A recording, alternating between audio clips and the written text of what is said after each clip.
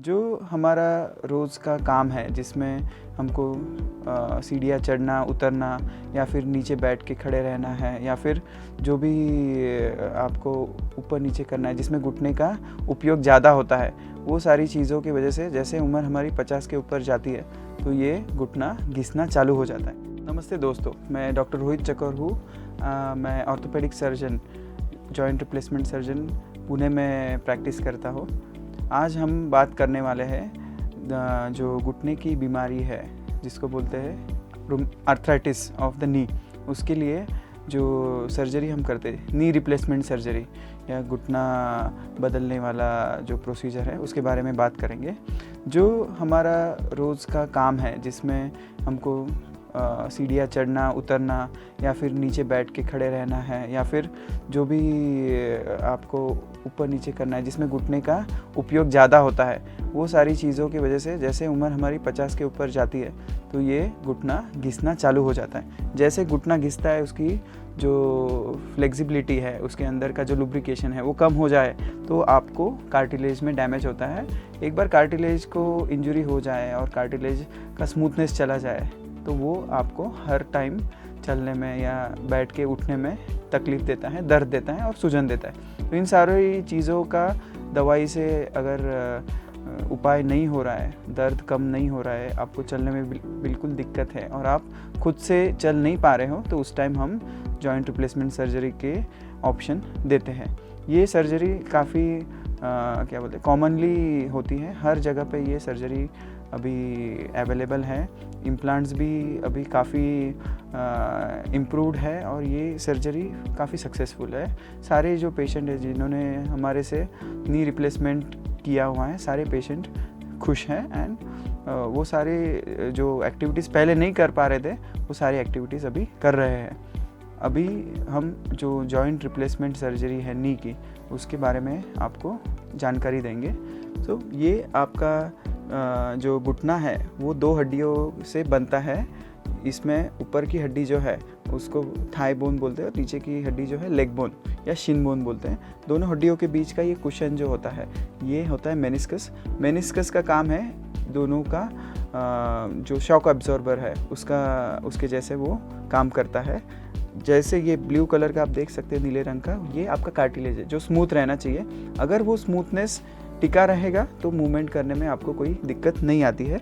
जैसे जैसे ये कार्टिलेज घिस जाता है, इसका जो वेयर एंड टेयर शुरू हो जाता है, घुटने का आवाज़ आना चालू हो जाता है और थोड़ा भी आप एक्स्ट्रा काम करोगे या कुछ एक्स्ट्रा एफर्ट लोगे तो वो दर्द करना और सूजन देना चालू कर देता है। जैसे कि ये घुटना आप देख सकते हो, यस। तो इसमें आप देखोगे कि ये रफ़ हो गया है, जैसे दरवाजे का बिजागरी है। अगर ये हर टाइम आप खोलते हो बंद करते हो और ये घिसता रहता है तो ये आपको काफ़ी दर्द देता है। जो नी रिप्लेसमेंट सर्जरी हम करते हैं जिसमें ये जो रफ़ पार्ट है हड्डी का वो हम निकाल देते हैं और उसका ऐसे कट लेते हैं जिसमें आपका नया इम्प्लांट उसमें बैठ सके। जैसे कि ये आपको मैं दिखाता हूँ। तो नॉर्मली आप देखोगे कि ये इम्प्लांट हमने इसमें ऊपर वाली बोन में लगा दिया है और इसमें एक मेडिकल सीमेंट जो होता है वो हम यूज़ करते हैं ताकि वो उसके ऊपर चिपका रहे।